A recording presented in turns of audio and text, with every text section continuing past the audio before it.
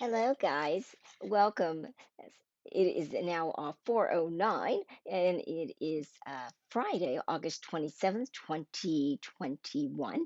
And I'm Dr. Shelley Coleman Glover. I'm a board certified gynecologist specializing in anti-aging wellness, hormone balancing, and minimally invasive surgeries. I also have a master's in public health and maternal and child health, and I've been coming to you live almost since the beginning of the pandemic, giving you updates every single week on COVID to help you be as informed as possible without having to stay glued to the television yourself.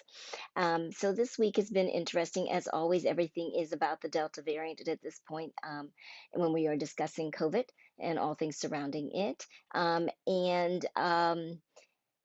It's interesting. I think that I am located in Central Florida. My office is located in Lake County, which is 20 miles west of Orlando. And uh, Obviously, Orlando is in Orange County, and most of you guys are familiar with our area based on it being the where Disney is, or as I like to call it, the House of the Mouse. So it's kind of been a very interesting dynamic since the beginning of the pandemic, as far as how different counties, especially here in Florida, um, have handled the pandemic. And so right now, Orange County, which is where I live, is under a mask mandate indoors. And they were also sooner to adapt that mandate at the beginning of COVID as well. They were also sooner to go into quarantine, etc. And so currently, Lake County is not under mask mandate. And so it's just kind of interesting to see the interplay between when you go from county to county. It's like literally you drive across the county line and you just see a whole different world. And but when I look at the hospitalizations, um, they are actually higher at the Lake County hospitals as far as COVID patients than they are at Orange. But it's kind of like um, the and I'm not saying everywhere. Like my office, everyone already knows. We have it clearly marked on the door that if you walk into our office, that you are going to be masked, and if not, you may reschedule, do telehealth, or go somewhere else. And so we don't have, everyone is always masked in my office, and that's been that way since the beginning of COVID. As I said previously, we never did release masks because that's always been the recommendation with healthcare facilities to have masking. For the safety of not just the person that's wearing the mask, but for even more so for the people that are other people that are in the office, including the staff, which is very important that I have my staff as well as myself functioning at full force, because otherwise I can't take care of my patients. So aside from that, when you're in the store, and it's not everywhere, but it's just kind of almost surreal, because when I'm in the hospital and I walk down a hallway and I have COVID patients lined up on either side, and I see the ER is inundated, and when I our recovery room is being used as an ICU, and we can't do elective surgeries because our recovery room for surgery is being used as an ICU, and that 50% of our hospitalizations are COVID and our ICUs are full. Um, and so that is the reality of what's happening and how sick people are getting here in Lake County. But yet you can go into a store and there are people walking around and they're not masked and they're young and I don't sit there and poll people, but they're probably unvaccinated. And it's just like this ultra reality. And it's really, really scary, and really, really concerning, because it's just like they're functioning in a different world than, you know, what's actually happening. And it takes, unfortunately, it hitting home, and meaning that somebody close to them and or themselves gets COVID before it suddenly becomes, oh yeah, we are still in this COVID pandemic, and this is actually serious, and this is actually not a hoax, and it's not just a cold, and I can get really, really ill, or somebody close to me can get really, really ill and die. And I'm kind of, my new running joke is that, we used to not discuss politics and religion in polite circles because you could get into arguments, and now it's politics, religion, and COVID. So go sick figure. I mean, people are so fixated in their ideas that even if they're completely false, it's very hard to sway them. And it's just it's a little mind-boggling. So I just wanted to share that that's kind of what's going on here because I think that especially if you are staying tuned, excuse me, if you are tuning in and you're not from Florida, when you look at the data, it looks like we're the Wild West and everybody's just out there willy nilly. And I think it depends on where you're located um, and from county to county, from city to city, but also just from establishment to establishment. And so I'm hoping that um, all I can do is I come to you every single week live, hoping that maybe something I say may help you to help someone else to uh, realize what's going on and think twice about being unvaccinated. I think that. Um, you know, any little bit, anything, when I talk to all of my clients, I mean, I'm asking and I'm just giving information. My job is not here to force anybody to do something, but there's just so much misinformation. I just had a patient on today telling me something that just, no, I just said it's bullcrap. It's what it is. I mean, it just is.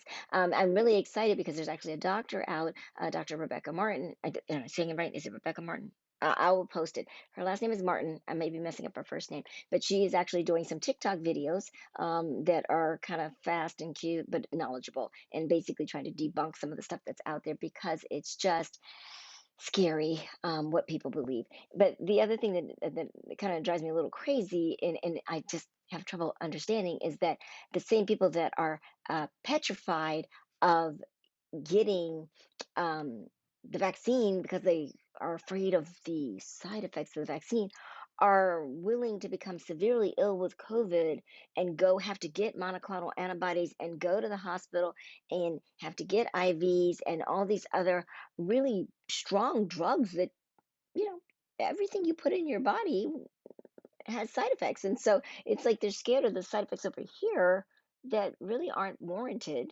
And we haven't seen anything bad, but yet they're not afraid of all the other things that they're going to put in their bodies if they get COVID. And I truly believe, looking at this Delta variant, that it's pretty much going to be the vaccinated and the COVID. There's not going to be an unvaccinated crew that just gets away with this. And that's another thing that I just see every single day. People going, I got COVID. Like they're so shocked. It's just like I got gonorrhea, even though I'm sleeping with people that I know are having unprotected sex and probably have sexually transmitted diseases, and I didn't wear a condom, but yet I got gonorrhea or chlamydia.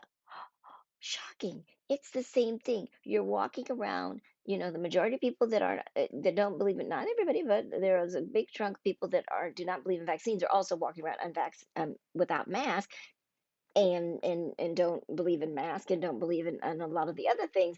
And then they're shocked when they get COVID. Like, how could this have happened to me? And so it's just these are just mind-boggling things that I just felt like I needed to share this week with you.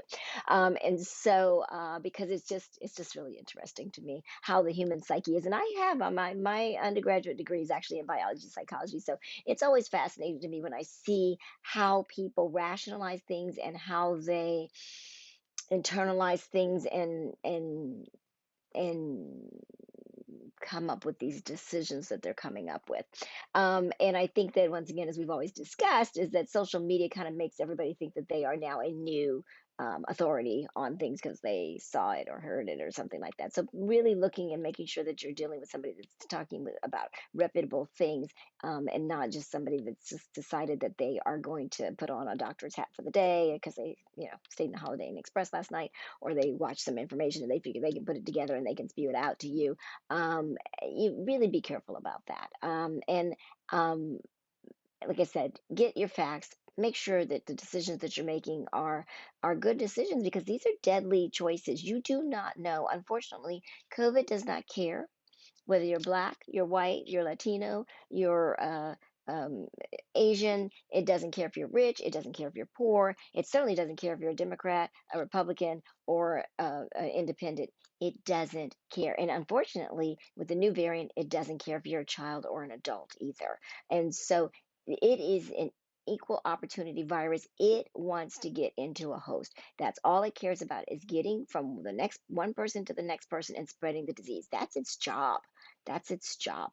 And so, you know, the sooner people understand that, and understand that there's no such thing as I'm just going to be lucky. It's going to find you. It's so contagious now. It's more contagious than the common cold.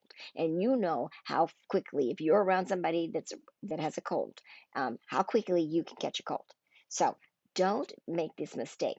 There's some studies out there right now. They're saying that at least 1 in 5 infection rate. I've seen it even higher than that, proposed for the Delta variant. That's in the household. That if one person has COVID, that they're likely to infect um, 1 out of 5 people in that household. I will tell you, I am seeing it in my own patient population. I've been seeing a COVID patient at least more than once a day. I've been handling it. I've sent 3 people for monoclonal antibodies this week, and one is one patient in the hospital, another one at home, fighting to stay out of the hospital. So this is real, people. This is not Memorex. This is not a hoax. This is, and they're young. They're young. I told you last week, my daughter's instructor's husband, he's in his 40s. He's dead from COVID, and he was healthy. He was not immunocompromised. He wasn't grossly overweight or anything like that. And I think that, the young girl that's in the hospital, she's young. She's in her 20s. I mean, so this is not a disease of the 80 plus anymore. There are children, Texas Hospital, Children's Hospital, at the last surge, which was, considered November to January. In January, they had 900 cases of children a week, but those kids were primarily just showing up at the ER, but they weren't very, very ill.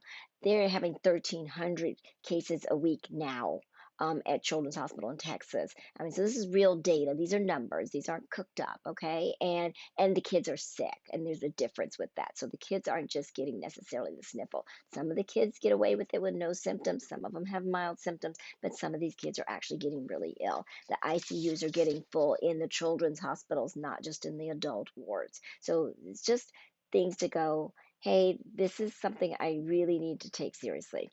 Um, let's go over the data real quick because I've been rambling. But that just kind of had to just that's where I'm at this week. You guys get me, as I go from week to week. And so this has been um, a little, like I said, interesting, more than interesting. And so I get patients fussing at me every single day because they can't have their surgeries, and they want them. One lady that's just insistent on getting her hysterectomy and doesn't understand that right now the resources are required for people that are severely ill and need oxygen and need help, and that even though her surgery is not unimportant, but right now it can't be done. But it's she wants it and she wants it now, and she has to wait.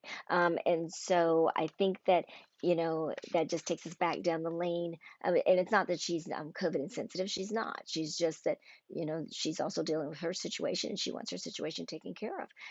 And there's nothing wrong with that. It's just that unfortunately it can't be right now. And so things this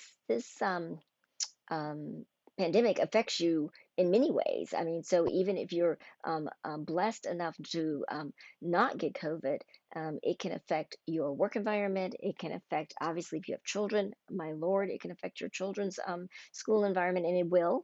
It can affect materials, supplies. I mean, good Lord, there's so many things that we can't get, basic things that we can't get in the office that we've utilized, for patient care that we can't get just because of the shutdown of all the plants, so because of the workers not being there, being ill, etc. And so just that our office, we're short staffed because, thank God, not because we have staff out with COVID, we have staff out taking care of family members. And so that has thrown our our staff off.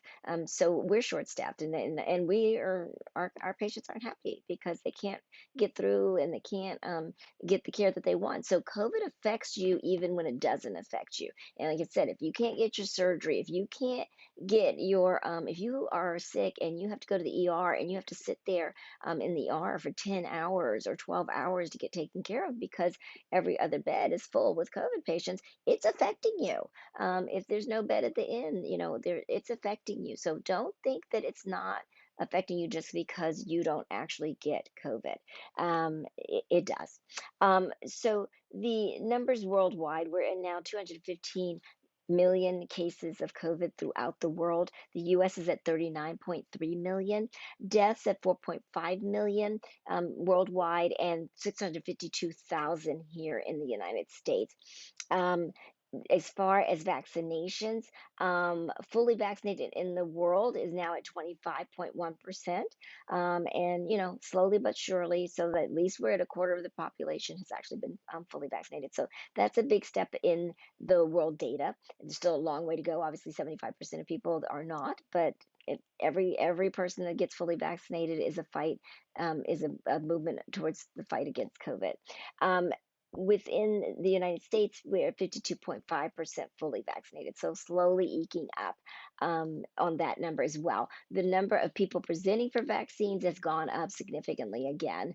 So hopefully within the next, because remember with the Pfizer vaccine, it's 3 weeks apart between the first and the second vaccination, and with Moderna, it's 4 weeks apart. So we will see that number. Hopefully, there'll be a big jump in the number fully vaccinated in about the next 6 to 8 weeks. That is my hope. We shall see how that pans out. As far as worldwide data, India is still um,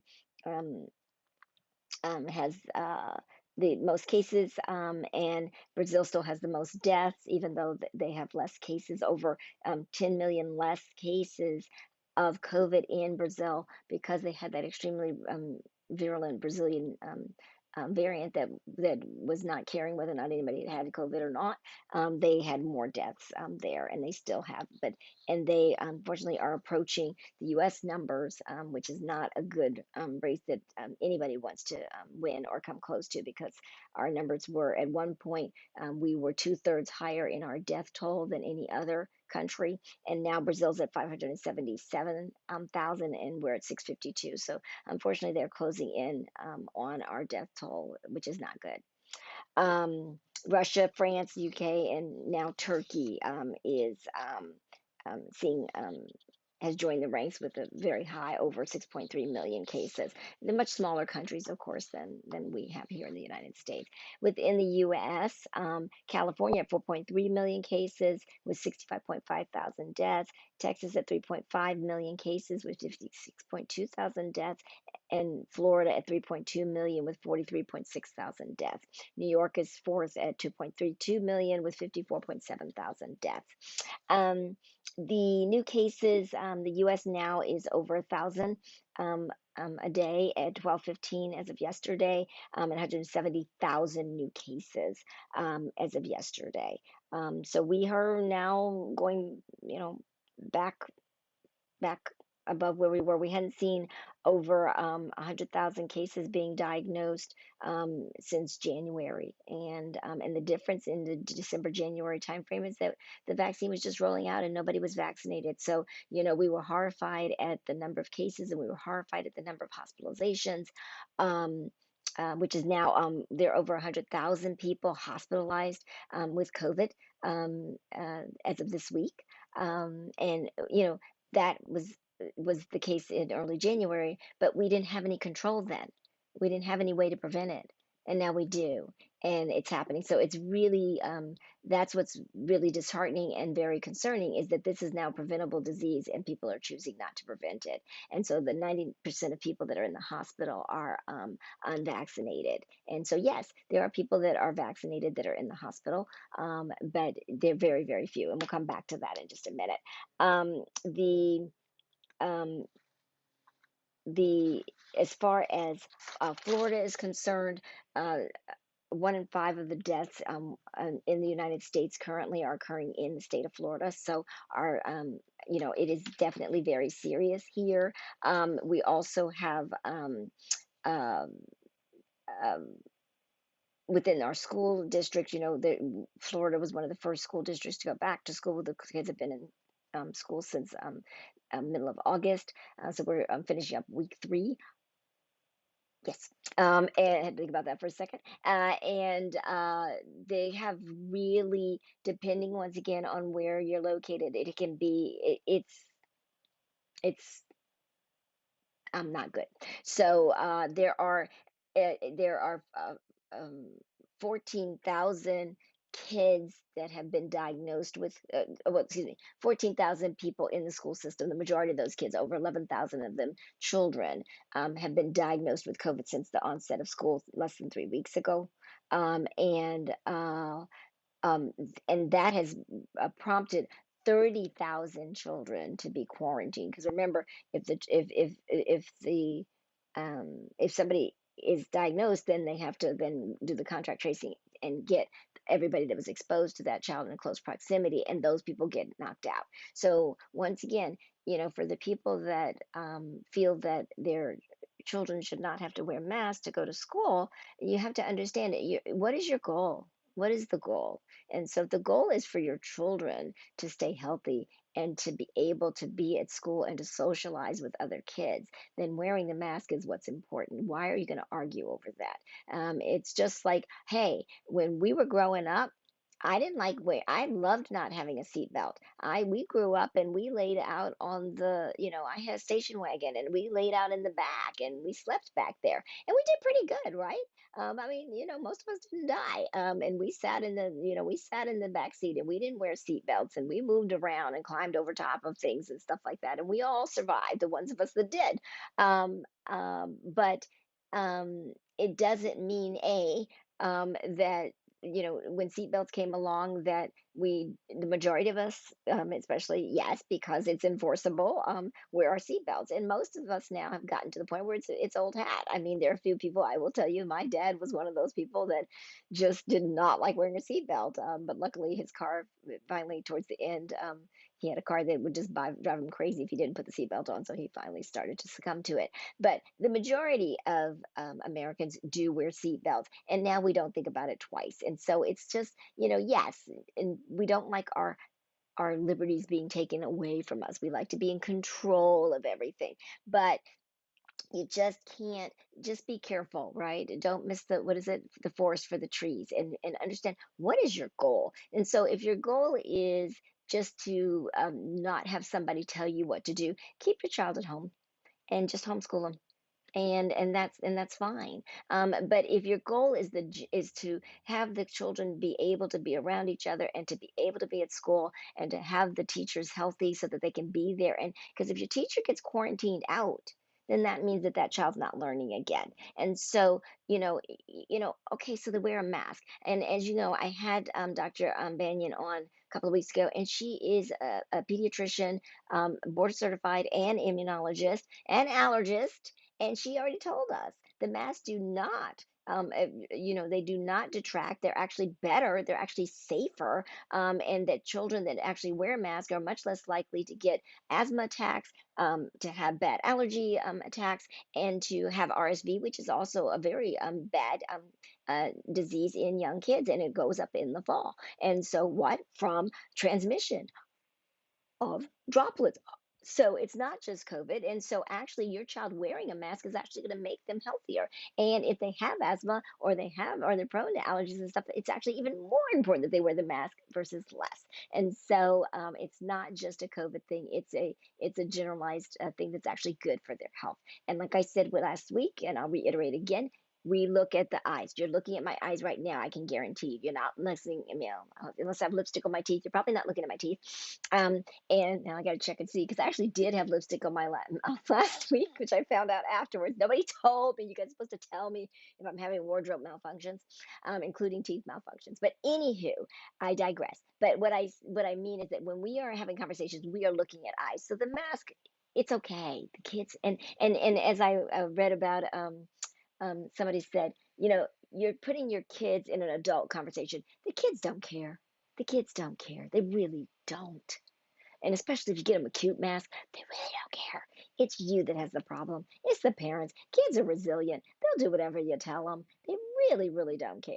What they care about is being around their friends. What they care about is being able to do their sports, etc. That's what they care about. They got to put on a little mask to do that. They're okay with it. You're the ones having conniption fits. And so, you keep yourself to yourself, and the kids learn from you. And if you're okay with the mask, they're okay with the mask. My daughter, she was a little put out at first because when we had different data, when we weren't dealing with this Delta variant, I had told her that if she got vaccinated, that yes, that she could ride the bus because she likes to ride the bus, and B, that hopefully by this year, that hopefully they wouldn't have to wear a mask. Well, that's not correct, right? Yay, she still gets to ride the bus. B, and I would not let her on the bus currently if she was not fully vaccinated. And B, she has to wear a mask. She got over in 5 seconds. 5 seconds. She was like, okay, it was fine. And so now what I've done is, just her favorite color is blue. I'm buying her a different mask in blue. She's cool. She's fine. And she's a teenager and she's okay with it. And so and the kids are all fine with it. The only ones that aren't are the ones whose parents are going. So don't project your negative behavior on your children. Let them be open-minded and they will be fine. They will be completely fine. And they would rather stay in school than get locked out of school, if they enjoy school. Now, they don't like going to school. That's a whole nother subject. And I can tell you, like I said, we get calls every single day. We've gotten anywhere from one child out to, I think the biggest number was, I heard, was nine, not in my school. I think our school was five on one day, but I've heard nine. I've heard half a class. And, one teacher infected uh, uh, 10 students, 10 young kids, within like a matter of like one setting. So, I mean, it's there. It's there. It's going to happen. And so, and once again, when and I can tell you, when it's your child and your child's diagnosed with COVID, it's scary as crap. So you will change your tune really quickly when it hits close to home, because suddenly your child has a disease that you're not really sure exactly how they're going to respond to. And then it's like, okay, I want everybody to do everything they possibly can to make sure that this loved one of mine is taken care of, even though I didn't believe that this was actually something that happened. So that's on you guys. There's a lot of controversy about that, and I'm not even going there. So, a couple of other things I wanted to just bring. I think that everybody is aware that the Pfizer vaccine is now FDA approved. Unfortunately, for most people that are anti-vaccine, they don't care because they've already gotten so entrenched in it that they've already become the judge and the jury, so they don't care anymore. But it is. So for anyone that was worried that it wasn't, it was experimental, it is no longer experimental. It's gone through all the phases that all drugs and vaccines go through, and it has gotten approved wholeheartedly. And it's now got some new name that I'm not even going to try to pronounce. It begins with a C, like, oh God, anyway, there's a lot of jokes out there about it. So you will hear another name besides the Pfizer vaccine, because once it's an official vaccine or drug, then they come up with names. And just so you know, I'm going to sneeze. Just so you know why they have these crazy names for drugs, because it's a little aside that I didn't understand at first either. Because I was like, like birth control pills. Obviously, I'm a gynecologist, so we deal a lot with these birth control pills, and they have the craziest names. And so what happens is that a lot of times what they have to do is they come up with names that aren't, they're not real names, and that's to protect their patent and their copyright, right? So if you name a drug, uh, I don't know, let's see, computer, then somebody else can come back and say, I came up with the word computer, so therefore I can sue you for millions of dollars and I get paid because you named it my name, or somebody's name or something like that. So that's why you get these crazy names on these drugs, and you wonder who came up with that. And so they do have companies that actually come up with these names, and they're the craziest names ever created. They're stupid, stupid, stupid, but that's because they're actually truly are made up names deliberately. So little fact for you guys to know. A couple of other things that have come out this week. There was a study that was done in Edinburgh with over 30,000 people, and it addressed some of the concerns that people have had with the vaccines as far as um, uh, causing low blood count. And it's not low blood count. please. It's low platelet count. And remember, that was extremely, extremely rare. And also, possibility of the vaccine increasing the risk for a stroke. So they actually found in the study, because that's what people don't understand once again, is that it's not just I don't get the vaccine and I don't get COVID. It's I don't get the vaccine, so I am probably going to get COVID. So when you don't get, so you're worried about the vaccine over here, but you need to be worried about what happens when I get COVID. And for some reason, that's what's mind-boggling to me, is people miss that little thing, that you're not just, it's not like I get to stay normal, vaccine or normal. No, it's vaccine or COVID. And so with COVID, you're at a 9 times increased risk for thrombocytopenia, for your platelet count being dropped low.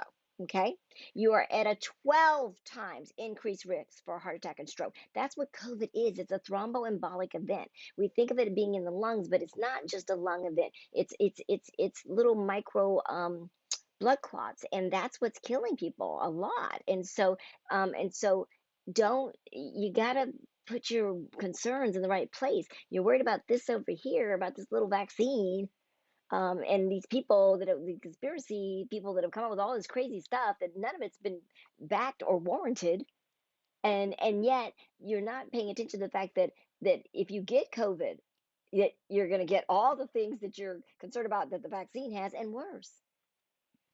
So and this is data. This is data. These are actual studies. These are not just somebody just hypothetically coming up with something off the top of their head because they felt like it. The other thing, Los Angeles County just did a study, and they found that people that are, because the other thing, like I said before, is that a lot of people, their argument for not getting the vaccine is that, well, people that are vaccinated can get COVID too. Yeah, they can. And I like the reference where they said, if you wear a seatbelt, your risk of dying in a car accident is significantly decreased. That's why they have the seatbelt mandates, right? So, but does it mean that if you wear a seatbelt and you're in a bad motor vehicle accident, that you're definitely going to survive that accident? No. Are there people that are seriously injured that are wearing their seatbelt? Are there people that die in car accidents every day that are wearing their seatbelt? Yes. But are there more people that die every single day from car accidents, from ejection out from serious car accidents, who are unseat belted? Yes. So you don't not wear the seatbelt because there's still a risk that you could still die. It doesn't make sense, right? So, oh, I'm not going to wear the seatbelt because I could still die if I'm wearing it. That's what people are saying about the vaccine. Well, I could get it. Remember, it's not as effective with the Delta variant, but it's still way more effective than you walking around with nothing. And so, you're 100% chance of getting COVID pretty much if you're exposed to it, out in the public. Okay, so you at like a 20% risk if you're vaccinated that you might get it. So yeah, that's, wish it was 100%. Wish it was still 95% like it was with the original variant. It's not. Okay, but it's still, I'll take my chances with 20% versus 80 to 100% chance of getting COVID. And also so there was a study I started to say out of LAX, and basically they, depending on the hospital that you looked at, it was 5 to 20 times higher risk of being admitted to the hospital with COVID if you were unvaccinated. And the vaccinated people, this data was from uh, May through July 25th. So these numbers are going to be even higher, because of course the explosion has actually occurred in the last couple of weeks. So this data is going to morph even more. But the study was done over May into July 25th, and so basically over a 2-month time frame. And they found that the vaccinated population in the hospital was only 3.2% of vaccinated people ended up in the hospital, and only 0.5% of those people were in the ICU. So that's less than 1%, less than half, right, of 1%. And only 0.2%, 0.2% of vaccinated people actually had to be put on a vent. Okay.